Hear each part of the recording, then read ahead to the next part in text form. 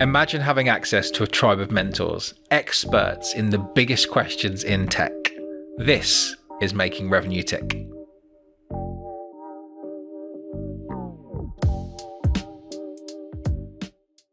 So welcome to Making It Revenue Tick. I'm delighted to be joined by a referral that came through a good friend of ours, Rich Patterson, to someone that I'd recognized the name of and had been following on LinkedIn for a long time, Justin Michael. Justin, how you doing? I'm doing well, thank you. I noticed that we're in the cloud, so that's good to know. Yeah, absolutely. But I assure you, we're not AI, and these are, well, at least this is a real background. I think Justin might actually be floating around in some sort of ether. It's true. I mean, Mark Benioff convinced everyone that there's a literal cloud. It's like it's the data's in the cloud, not, and then it's obviously like, data centers full of racks that are Yeah. liquid cooled. But I'm excited to be here. Love working with folks in England and the UK. I think my mom is mainly English, I found out. So I look sometimes British, and if I do a British accent for Brits, they're like, "That is atrocious. You do not." If I sound British, they're like, "No, don't do that again." But all the Americans believe they're like, "Oh, he's English." Yeah. Um, And you're in Zurich now, right? yeah, I've been just bebopping around Europe and staying out of the fray. Go in places like Switzerland. I mean, Switzerland, right? Things go well around here. You can look at some swans and have $100 breakfast. It's pretty good. I love Switzerland. I absolutely, my wife's Italian. We often drive like down through from England all the way down to Italy because we've got a dog and we want to take him with us. And whenever we go through Switzerland, it's just the most beautiful place. We're like, we have to just come here on holiday one time. What is that show? Is it called The Trip, where they just tour around England, like this famous English comic, and then they do one in Italy? This is so niche. I don't know if the American audience will have heard this one, but the trip to Italy. It's Rob Brydon and Steve Coogan who plays Alan Partridge. Yes, Alan Partridge, like that. That's a slice of the English. I mean, the Americans don't even know who Craig David is or Bobby Williams, and it's you know, I should just move to England. But let's give some relevance here. No, Zola's poor. Let's rein it in. Yeah, exactly. So there's so many things we could talk about. And when we were doing the pre-chat, there was a couple of things that came to your mind that would be relevant because you're talking about them, you're Yeah. writing about them. Tell us a bit about what those two topics are. Well, I mean, the first interesting thing is I was sort of a full-time sales leader. I wasn't always a leader. I was a bit of a drone and carried a bag and things, but for 20 years I did software sales. And then about 5 years ago, I went out on my own to do consulting, which has been a heck of a journey. And my mentor's like, you have to tighten your belt for 2 years and eat top ramen, but I was able to actually kind of break through in the first 5 months, and we can talk about that. So many of you listening are probably on a journey of like, hey, do I want a side hustle? About 40% of workers side hustle, right? So it's common now in the gig economy.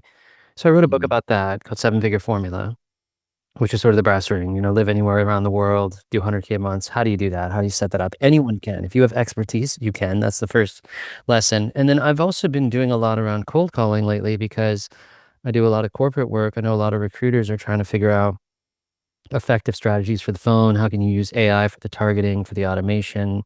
Because ultimately there's so much noise from the chat GPT and all the automation that you got to kind of get back on the phone. So it's a bit of renaissance. Also in COVID, they linked all the machines to the cell phones. So there's actually a weird opportunity now to reach people. So with like an enterprise cold calling book I'm working on, and yeah, I just write books and eat good food and travel around Europe. It's not a bad life. Sounds like a dream. I mean, I've been on that journey myself much earlier in the journey, but I totally understand what you're saying and the draw, why so many people do that. So we'll definitely talk about the cold calling enterprise. You've sent me sort of a very early stage draft of your book, Call Algo. It looks amazing. So we'll talk about that in shortly. And it is the number one problem my clients come to me with which is we need better reps. And actually what we really need is better skills. And you can teach people those skills. But let's talk about this journey that you've been on.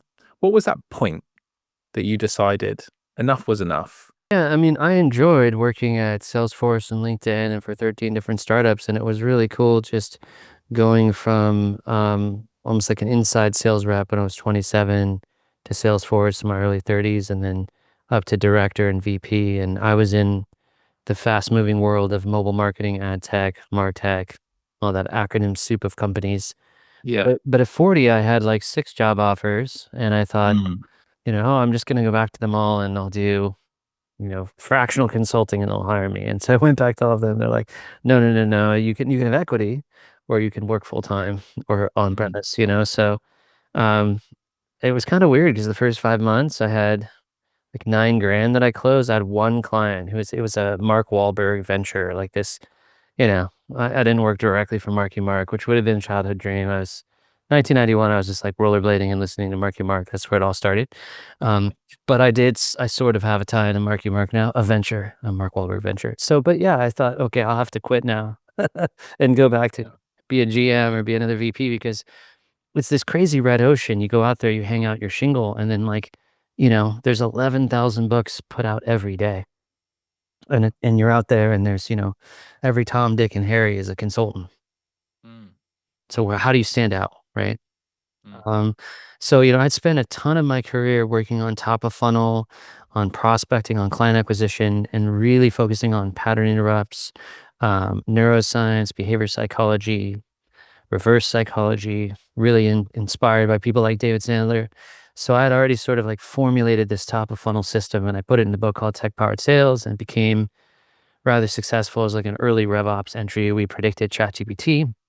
Mm. I ended up doing millions in consulting off the back of that. And the business kind of took off, hit 100K, hit 200K in a month. And then I trained hundreds of teams. The rest is history. Not saying it's easy, but I built systems for client acquisition over LinkedIn, which is very relevant for the recruiters on the call because most people are using LinkedIn wrong. The first issue is LinkedIn is not send an email, get a meeting.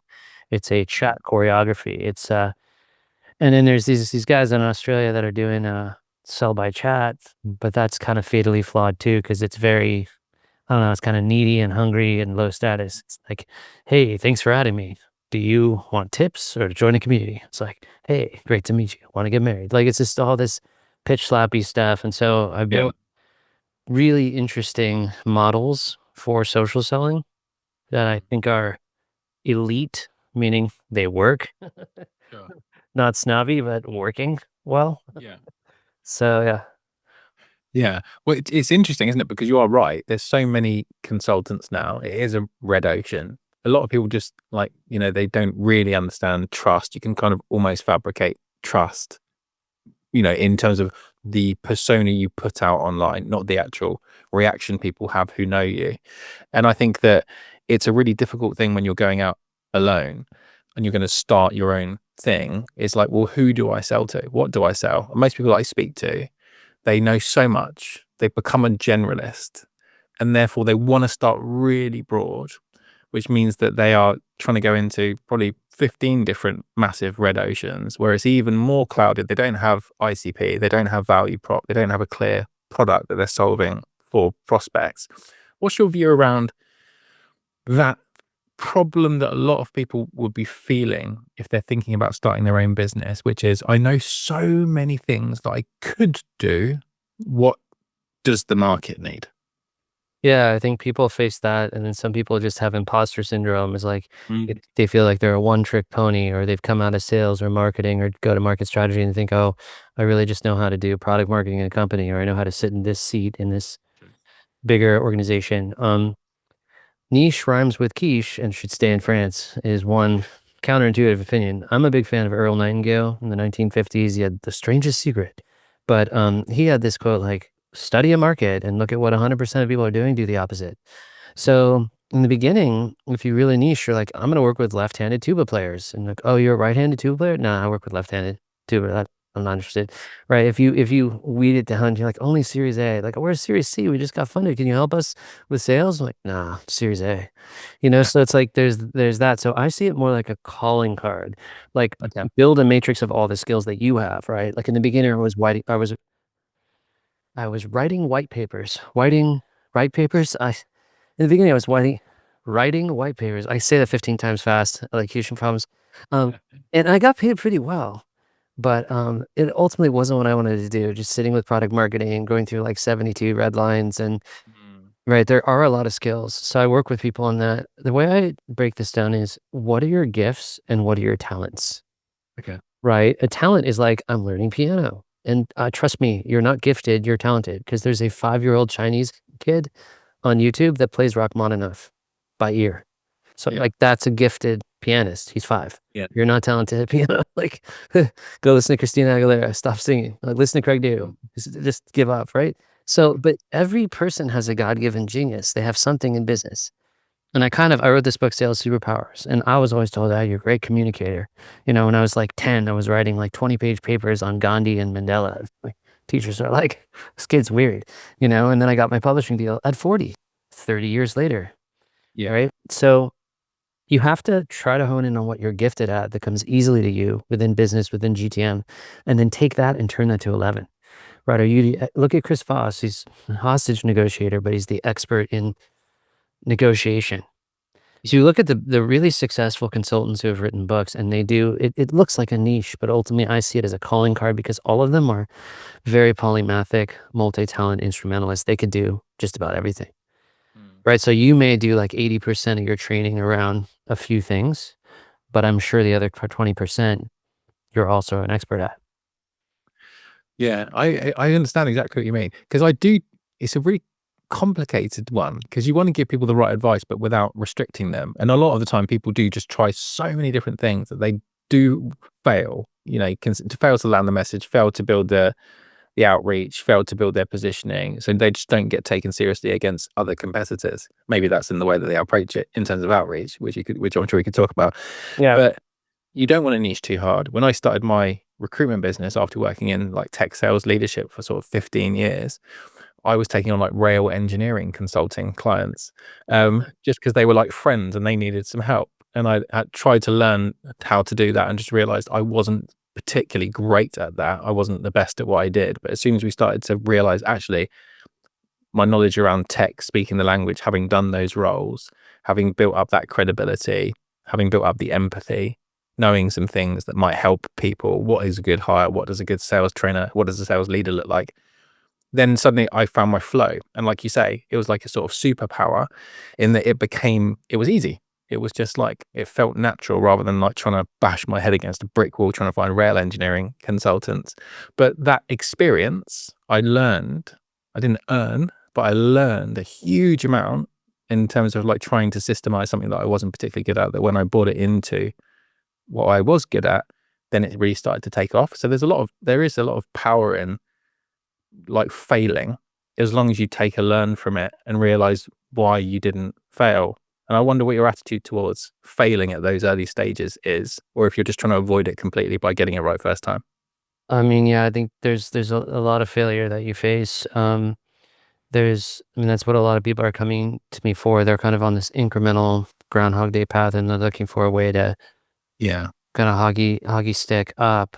You make a lot of mistakes along the way. The biggest thing is you can't really see yourself and your skills for the way the market will see it until a couple years later. Yeah.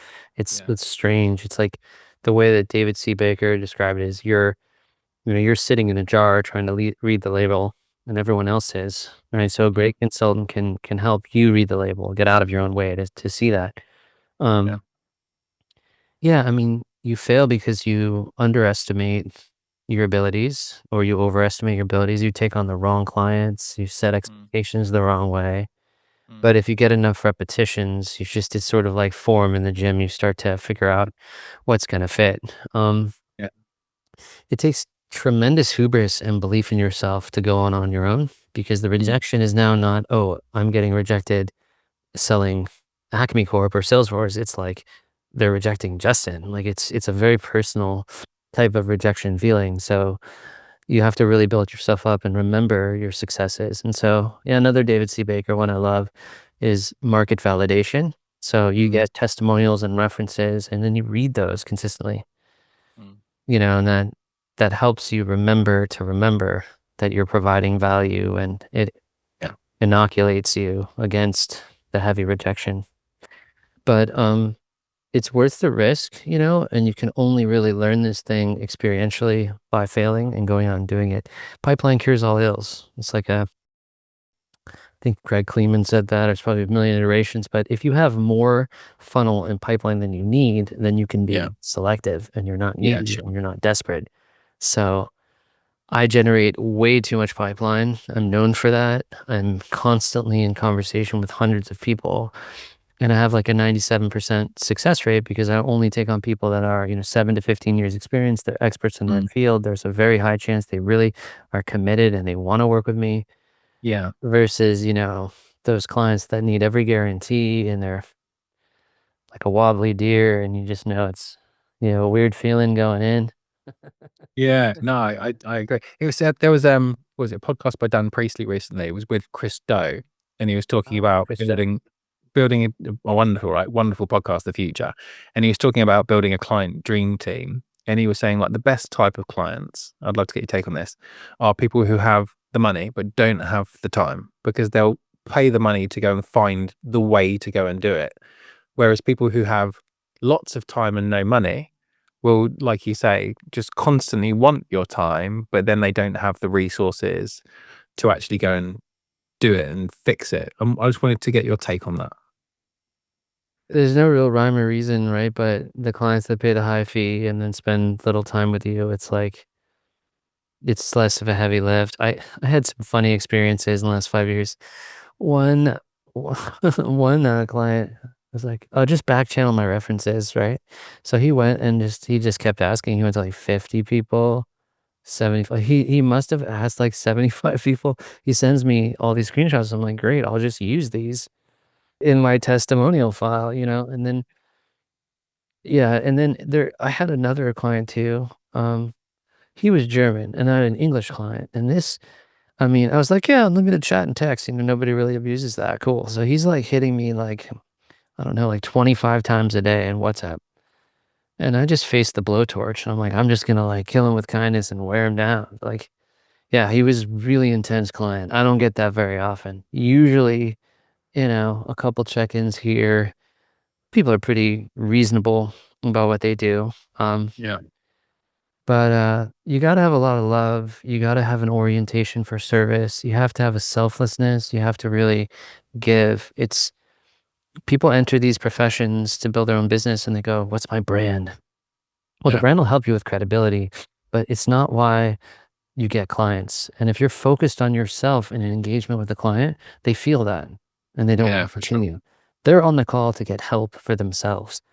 So your job is to disappear. That's why I don't like have flashy clothes or I mean all these I do well, but I'm not like wearing a gold watch or like, got the Cardone suit. I don't I just humble myself because it's like they're the star, they're the spotlight. I'm helping Yeah. them reach their dream. My fulfillment is through their success. So it's a very slow way to make money, but it's a Mm. very honest, good way to do it. Yeah. So people like the cohorts, and if you have one, it's fine. I'm not trying to disrespect you, but like this one, it's really famous guy I got on the phone because I help them sometimes. They've got these giant cohorts. Like, how do I do the one-to-one stuff? And he's like, Justin, mate, my goal is I never want to speak to a human. How do I like never speak to the client? Like, he's got like the Indian VA that logs into his profile to talk. He's got like this chat bot here. He's like, mate, I just hang on the beach. Like, I never talk to my clients. I'm like, okay, that's the opposite of Yeah. what I'm about. Yeah, no, yeah, it's true. It's so true. It's like, people like a lot of people, younger people, particularly, I find this weird. Their dream is to build passive income. And it's like, what the fuck does that mean? It's like, there's really no such thing. Like, you have to like have a certain amount of like, assets to be able to have them generating money for you. But like to get to the point where you've got all those assets, it's not really a dream that most people starting out from broke can go after. And I think that and it's just this money grab. Everyone's trying to build these businesses, drop shipping and, pyramid schemes and so on and so forth, like AI books, this is you can make loads of money just doing an AI book. The amount of, when I was trying to start a business, going onto YouTube to like build my business, I was going on to watch YouTube videos and then all of them would finish with a, like, here's the course, 997. And you're like, what have I been listening to? There's how do people like sort the wheat from the chaff if they're trying to like genuinely get some help to do what they love to do, when most people's content, the ones that have all the views, is people trying to help you create a business that generates money but not Yeah. fulfillment and success for clients. I mean, if you're trying to, like, make money while you sleep, that's I just think that's the wrong intention, you know? Yeah. It's, like, people get the Russell Brunson book, The Expert Secrets, and then they go to Hormozy, and it's like, it's addictive. It's like Yeah. South Beach diet. Like, you just drink these sugar drinks and you get abs. It's like, well, if all you drink is green juice for 2 weeks, you will drop weight, but there's no sustainability there. Yeah. And it can work, but then, like, everyone's got a Kajabi course and a Teachable and a funnel, and you're getting click funneled, and it's, like, really hard to find a real person. Like, client comes in, is like, "You talk to me." Like, "That's awesome." Like, Yeah. yeah. Um, yeah, my advice to you is just, pursue older business models, like a 1,000-year-old model. Like, you go on LinkedIn and you just have a real conversation with someone in real time Yeah. and generate a client that way. Um, like I had this contact. He's like, sets up. He's like, I set up 35 email addresses, and then like I can send like 2,100 emails a day. And I don't know. I think he sent like 30,000 emails and got 10 meetings. I was like, well, and it took like 15 hours, like 20 hours to set up, which is cool. I mean, you're using AI, right? But in that amount of time, if you just like picked up the phone or, hit some people up on LinkedIn, be like, oh, LinkedIn's dead. It doesn't work, Yeah. But here's the test. You take Justin Bieber lyrics and you send it to someone on LinkedIn line by line every 5 minutes. They will say remove. They're 100% there. I was doing email marketing and I was sending 5 million emails, not all at once. And I would test that. I'd send an email at 3 in the afternoon and then 3:15 and 3:30, and then I get a hostile stop, like almost 100% of the time. Like 100% of people are on their email. It's so true. What I really like about your approach, and when I asked Rich Patterson, what do you think would be wonderful topic for me to talk to with Justin? He said, outbound. You're like the outbound, king. And I know there's a lot of words that people have used to describe how good you are at this specific art of getting hold of the right people. Even if that's not going to be 100% of people, the ones that you will speak to, maybe that's 20%. If you're the master of that 20%, then you can build an incredible business by being the best at that thing. Yeah. And I'd love to understand your mindset around why going out and finding your dream clients is the way that you believe is the best. Well, it's kind of it's more fun of a challenge. It's like what's the impossible client to get. So, um, the founder in the company, I'm in that company 2 weeks. I'm like, oh, who's the ideal client for the business? Facebook. Oh, cool. Like, how's it going? How are conversations? They're like, oh, we're not ready yet. I'm like, you've been in business for 6 years. You've raised $12 million. Like, I think, right? So, like, in the first 2 weeks, I just went full honey badger and got in a meeting there, like, pulled up in the Facebook valet. It was just food, cool, and just made it happen, right? So, it's sort of like, I think, like, when they train German Shepherds, it's really hardcore. Like, these dogs, like, they kind of take a beating and they love it. Sure. And it's that whole anti-fragility concept. So, like, your success is relative to your pain threshold. So the people like oh, Justin, I've got to send all these, it's so heavy. Like, you have to do all these messages on LinkedIn every day, like 45 minutes on LinkedIn. I was like, back in my day, I have a Red Bull. It's 3 a.m. on like California time, 2, 3 Red Bulls by 3 p.m. I'm doing 100 calls a phone book with agencies. I got the COO barking at me, where are the meetings? I don't even have a Yeah. computer. I just have like a phone. It's like, it's sort of heavenly how light touch Yeah. this stuff is now. It's the whole thing. Like, great generations create weak Yeah. people, and then weak people blow everything up, and then the great generation comes again. Yeah. That said, I don't wanna write off the Gen Z and millennials because I've seen a lot of people there who are, very dedicated, and Yeah. it's a case by case basis. But I think the big thing, like, do a couple things that scare you by lunch. Look for like a company where it's like impossible. Follow your fear and trepidation and worry. That's like how the targeting should work. Because if you're hitting easy button, if it's like, Spotify and you're just chilling out, it's just not really work. So, like, make it hard. because that's where the breakthroughs are. Reach for those big accounts.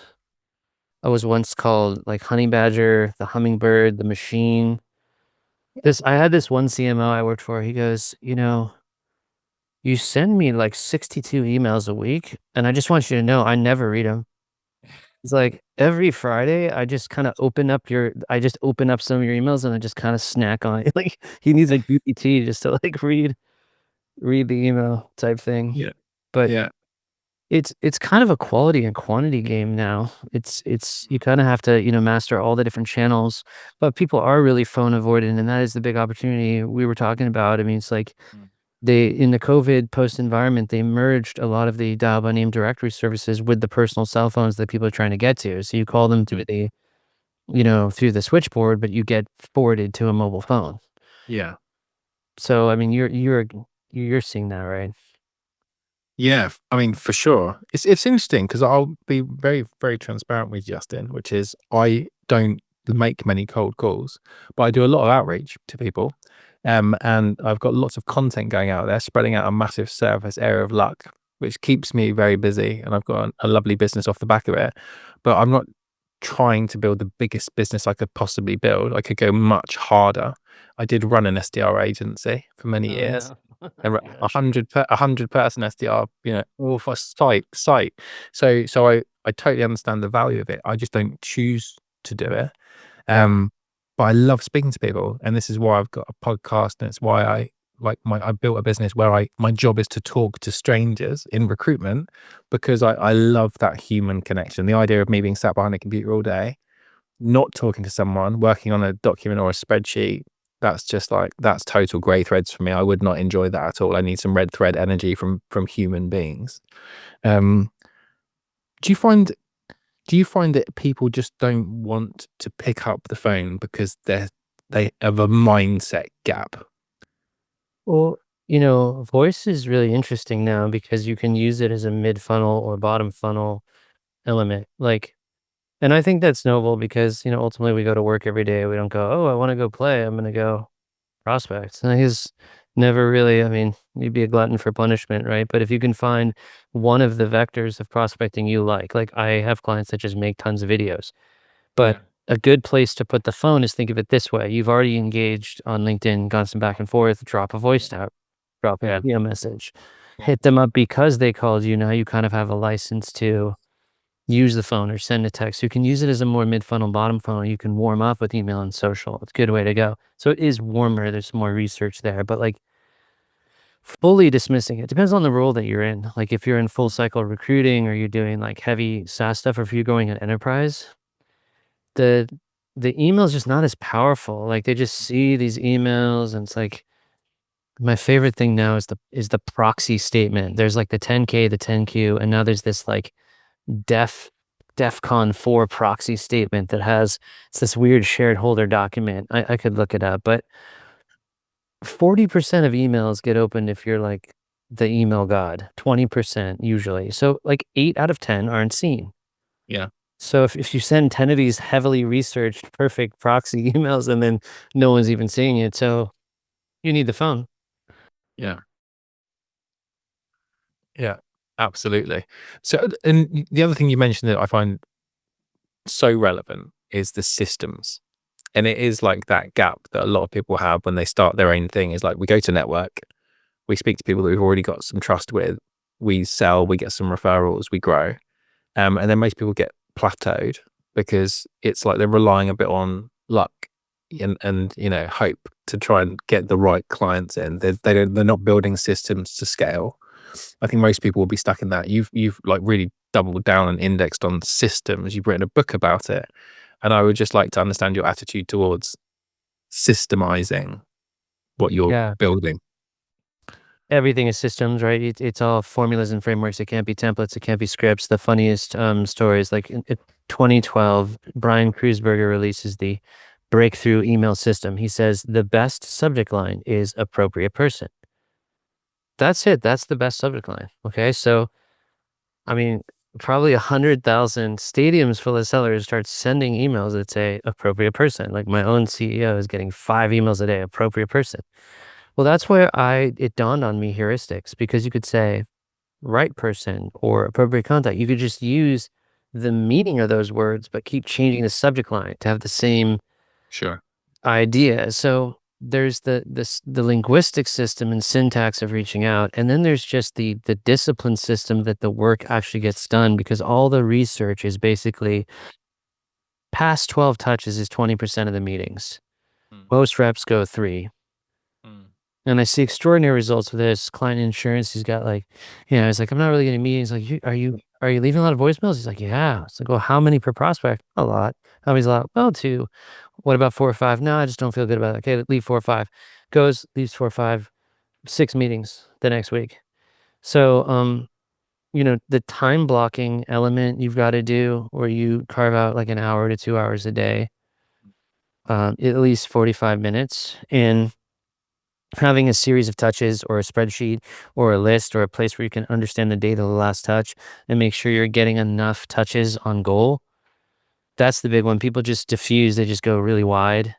mm. They're just really sporadic, or yeah, it's a better word for that.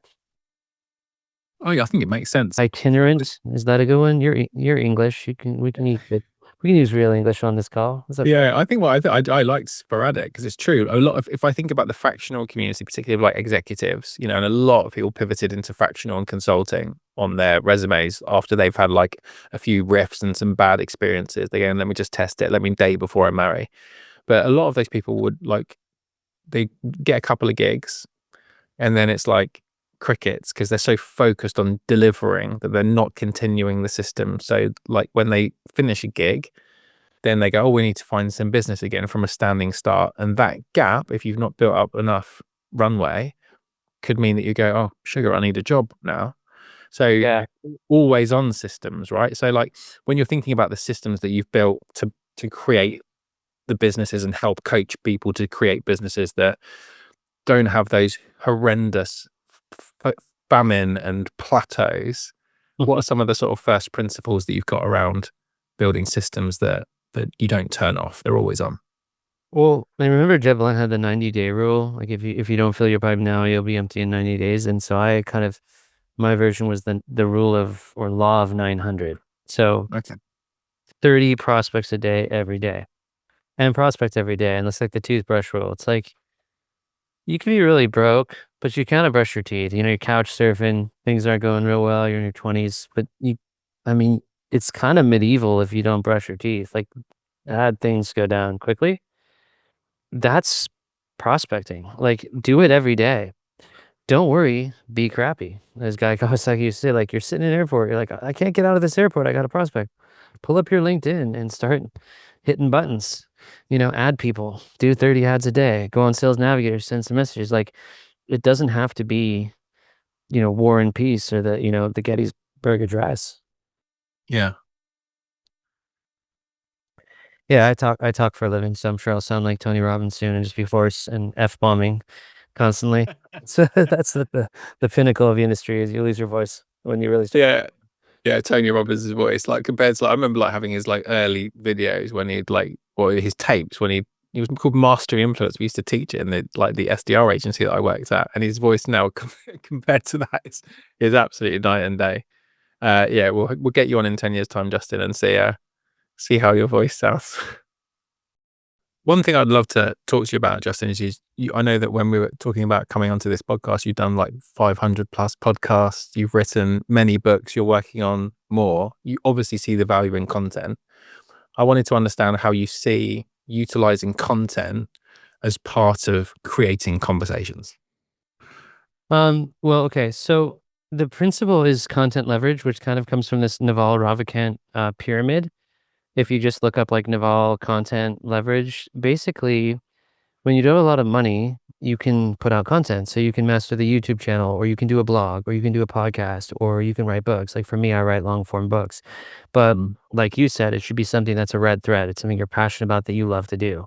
If you do it well, turn it into an art form. Pick one thing, like Seth Godin, he just has the blog. Some people are just Twitter, like look at Mark Andreessen, like just different people. So once you start building that platform of just really high quality content that you're super passionate about, that you do really well, that can be a leverage point for you. So for you, it might be this podcast.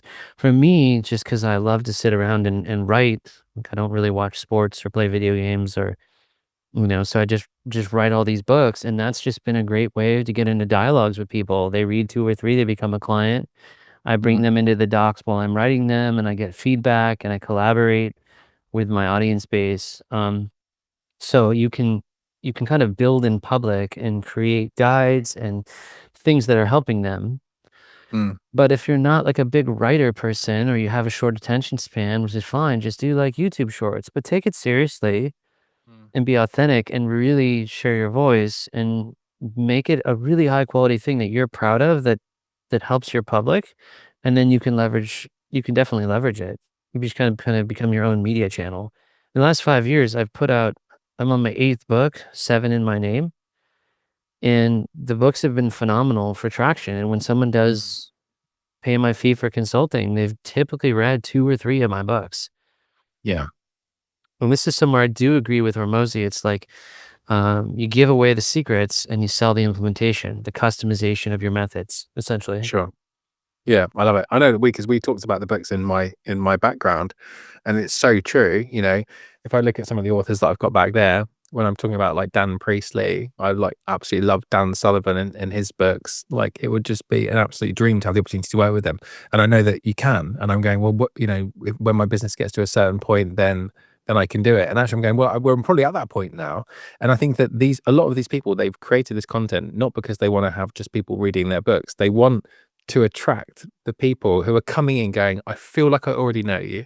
Mhm. I'm using some of your stuff, but I really want that like relationship with you to understand really understand the mindset and how I can like embody this in my own way to sort of become a bit more like you. And by the way, if I get into your circle, I'm probably going to find some more people like me who will just be incredible people for me to learn from and grow with. And I think that that's huge. I wonder, like, when you're thinking about creating all this content, what are some of the ways that you practically use it to actually create conversations with people? Well, I mean, I get dinged for this, sent my book out to a lot of people, and it's like, well, how dare you share this book with me? I'm like, well, it's $3 on Kindle. It's like my life's work, it's like worth $25,000 is $3. Their salespeople is like, how dare you send the link? I'm like, I'm getting dinged for something. Should I had a muscle shirt on and like roided up and like that's more genuine for you? I don't know. I'm dinged because I sold. So this is a great paradox and irony. Again, rejection, right? So you build out your content, find the lever, push it hard, evangelize it, and if you get blowback, fine. Mm. You know, Another interesting guy Kawasaki thing is he used to go kind of crazy on the tweets, and they found out that he had people like sub in his Twitter profile, and he didn't care, right? Because for every he'd put tweet 10 times a day and he would lose a follower or have an angry, but he would gain like 100 people, right? So, Yeah. um, but the way to do it organically is you're naturally in a real time conversation, like doing that fourth frame stuff on LinkedIn. And then Mm. you recommend a book. And what's even more Jedi is like you send them another book. Like, you curate content from other authors, which is a Yeah. total paradox. So, like, I'm going to get you as a client by sharing like Steve Chandler books, but wouldn't they just sign up with Steve Chandler? It doesn't work that way because if you're the Yeah. curator, if you create the curiosity and produce, so I have like a syllabus of hundreds of books and tons of different authors that I recommend and methods that aren't my own. I can get, you don't even have to write a book or have content, but you do have to leverage answers and you have to have some, North Star of methodologies that work, even if not your own. That's how someone can be a Sandler rep or work for Challenger and not even Mm. have their own content, but they have the gospel of what's going to help the client and they can be the customizer of that and sort of lead them through the understanding and application of the system. Yeah. I love that. I love that approach. It's so true. The people who like send you a good recommendation, or send you a book or send you a clip that you might like, like when you're flinging reels to friends and stuff. Like, but if it's true value, it's like that whole relate part of relationships. If people relate that thing to you and you've given them a good thing, then they're going to feel fondly of True. you. I watch those like YouTube shorts because I think YouTube's trying to catch up to TikTok. Yeah. And there's this, I don't think it's like this Russian guy, and he watches beatbox videos. And there's like these Japanese beatbox, and they're doing this amazing techno. And he's like, no, and he's freaking out. And like, it's the funniest killer just watching someone beatbox a full like Yeah. EDM track and then watching this guy react. And, there's also the remarkability in your sense of humor and your personality and, Yeah. all of that. And the biggest thing is conformity makes you vanilla, Yeah. right? It's like the weirdest stuff about you, the quirkiness, like just be yourself. If you can like really, I think it was like Jerry Garcia from the Grateful Dead, like let your freak flag fly. It was like the '60s anthem. Are Yeah. you weird? Good. Do that in public. You'll get lots of clients. Yeah. I love that. Authenticity. I'm into jazz music. I love like, conspiracy theories like Cat Williams, like the Anunnaki. Like I love weird ancient alien stuff. I like Ridley Scott. I like sci-fi. I'm a weird person, and Yeah. right? Like think of it like brands. Like, are you going to go to Vegas? Are you going to go to Dubai? Are you going to go to Burning Man? Are you going to go to Jazz Speakeasy? I mean, which one are you? And you'll find your tribe. They used to say 1,000 true fans. Now it's really 100 true fans. Just 100 evangelists of your books and your communities and who believe in you. That catches fire from acorns to oaks and really gets spread. So really this pluralism idea, and this comes from Steve Chandler of like, I'm going to get lots of clients and one to many. That takes you to the transactional low end of the courses and cohorts. It's an inbound concept. Imagine like to scale and make a lot of money, you do the unscalable. You try to just work with one person. Like if Richard was my client, how can I help him have the best podcast, have the best client? How can I obsess on just like, there's a lot of thought hours and like, how can this client do well? Yeah. And he'll be like, whoa, he feels that energy. It's palpable, right? Yeah. And then he tells other people, like, geez, like while I was getting this coaching, this guy really helped me and put his heart into it. So I'm not saying it's the only business model, but if you're in high-end executive coaching or high fee recruiting, or I don't know, you're selling big ticket items to enterprises, like the level of care, level of effort, of thought, customization, really powerful stuff. And it's missing the world. Even a little handwritten note, no one does it, Yeah. you know? Yeah, it's so true. I've been sent a couple of gifts by people that we had on the podcast, and like small things, like a wonderful like hat, like I wear that hat all the time, and I love it, and I always think so fondly of what Bradley, because he's just such a legend for sending that thing. And like if we've had some people on the pod that I've become friends with, like I know they're trying to start their business, they're not particularly good at graphic design. I experiment in it. I quite like it, so I send them like a banner that they could put onto LinkedIn. Like you just have Yeah. fun helping people and like playing to your strengths.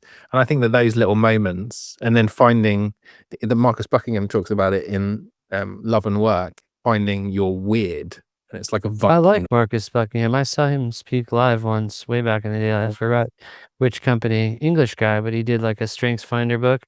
Yeah. Stuff. I'll leave an Easter egg here. So I once had this bad client. Like I have like a 97% success rate. Whenever I say that, I feel like 60% of the time it works all the time, So I feel, yeah, Anchorman. But this client, he would send cheese boards, like carving boards, cutting boards, for wine and cheese. And he would send them to clients and he would say, I just want to carve out some time. And he was getting a tremendous response rate. So Yeah. I shared this on like some kind of little, I did a cameo in somebody's group and I shared it. It's like, here is the problem client. And they all listened. And I came back to this thing like 3 months later. I was like, so how's it going? This guy comes on. He's like, you know what? I set the cheese board. It's like, I told you this story. He's like, and I got a meeting with this creative enterprise. Yeah. So I bet everyone on this thing is going to go send cheese boards and carving boards now. I called this The world be a better place. I called it the cutting board caper. So it was like 2, 3 weeks in, like, I look at the guy, I'm like, hey, like, how's it going? Like, you trying these social media, doing the Venn diagrams, you're doing the email, you're trying the strategies, reading the books. Yeah. He's like, Yeah. your stuff doesn't work, man. I was like, oh, really? He's like, yeah, man.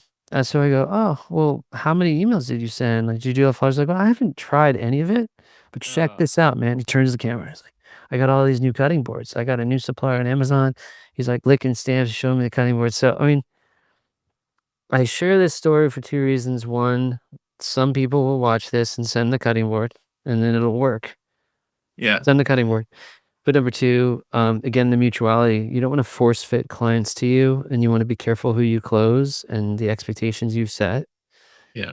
Um, Really important. One more thing I'd really love to talk with you about. By the way, there's many things I could talk to you about, but let's finish on something that I'm hearing all the time from my clients. So I'm obviously in the recruitment space. I help find great sales leaders for early stage tech startups. And they're always they all have a project to go and bring AI into their business. There's a lot of pressure for them to do so. There's a lot of pressure for them to automate. They want to look at agentic.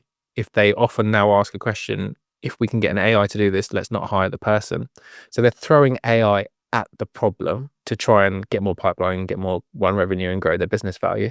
But a lot of people are just experimenting and testing, like going all in without really thinking about, right, what should humans do and what can AI do really well? And I wonder how you think about that human AI relationship. Yeah, so work with hundreds of startups, and the main channel that's still getting business is the phone, because there is some kind of dedicated SDR outbound effort. And in good companies, full cycle reps or account executives have to get 20 to 40% self source. Yeah. Some of the top people are always hitting the phones.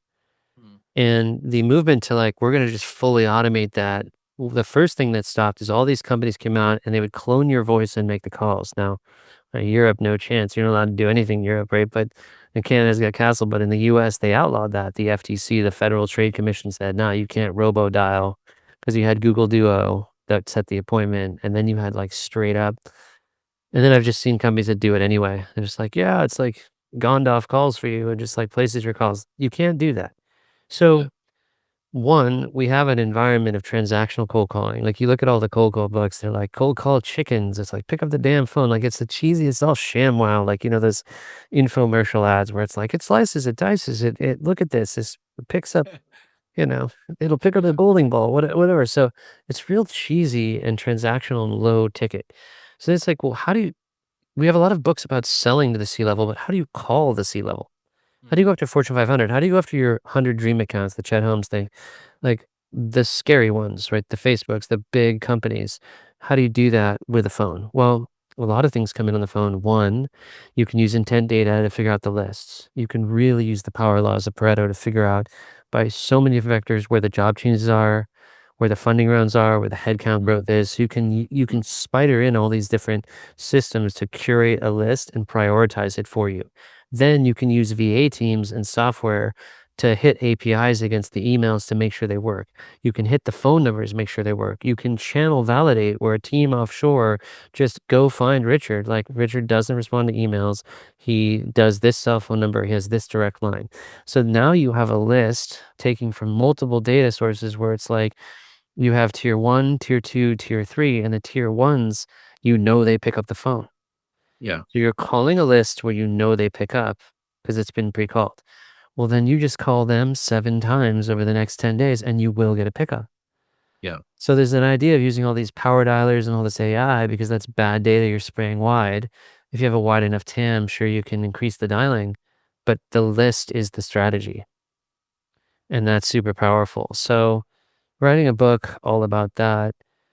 The artificial intelligence pieces like clay.com for integrating a ton of different data sources for the list building, then listening to your phone calls and Mm. taking insights out of that and helping coach you on improving those is Yeah. really powerful. And then there are different dialers where you can auto drop voicemails, and there's certain efficiencies to be gained by using them. Mm. So I mean, the idea here is, what is a higher level phone strategy that Yeah. challenges the rest where it's predictable? What's the psychology of high frame, high status, power, controlling the call versus Yeah. permission based and weak and very subservient? And then the question is, how do we augment cold Mm. calling we can't fully automate it, it's not legal, but we can augment it, we can speed it up, we can make it a precision weapon versus the spray and pray. And that's kind of where I'm going to help people Yeah. with the tools. Because I wrote this book called Tech Powered Sales that was all about tech stacks, but things didn't mature the way we thought. We don't have self-driving systems. One, the LinkedIn doesn't have an open API to this day. Mm. So that's a piece of the stack you can't automate. And then it's illegal to have a robot actually call for you. Mm. So we need humans in the loop. So we have to put an exoskeleton, a Jarvis Iron Man suit around the human, essentially. Yeah. Yeah, I love that. It's so true. It's the most demoralizing thing in the universe to be a salesperson with bad data. You know, like if you're just trying to like you're having to do list cleaning just to find the right people. If you can have a high intent list of people to talk to and they're going to pick up, then you can be so much more productive. And that's going to be a huge, huge benefit. So Cold Call Algo is one of the books that you're working on. Who is that for and what are they going to learn? Yeah, so I'm co-writing this with Charles Needham, who's this amazing cold calling savant, especially at this company called Titan X, which is Joey Gilkey. And it's basically written for 10 million tech sellers or 400 million SMBs. They think they have cold call methods that work, but alarmingly, they're not getting through. A lot of the KPIs are focused on getting the meetings, but that's not turning into opportunities and revenue. They're still fearful of calling the CEO, the board member. A lot of the prevailing wisdom around cold calling is kind of gimmicky. It's like you call a CEO, you're like, "Hey, it's a cold call. Want to roll the dice?" It's funny, but you lose credibility, right? Yeah. Yeah. Or it's always, "Did I catch you a bad time? Can I get 27 seconds of your time?" So this is called a permission-based opener. Well, we prove in the Yeah. book that doesn't really matter what you say. It's a game of tone. And we kind of transcend out of that. But you can kind of think of the difference between transactional sales, low ticket sales, and then high ticket enterprise sales, which require a lot more strategy, research, technology overlay, right?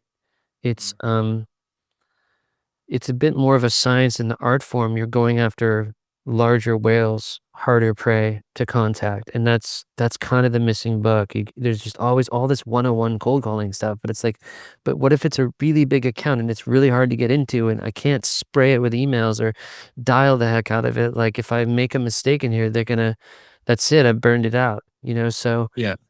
and then it's fascinating to see, like you said, all the AI that you're supposed to use and the promise of that. So like this famous vendor that just raised 50 million, they got in trouble for overstating earnings. But you know, I know a company that's pretty good AI SDR. This guy Yuri, it's cool tech.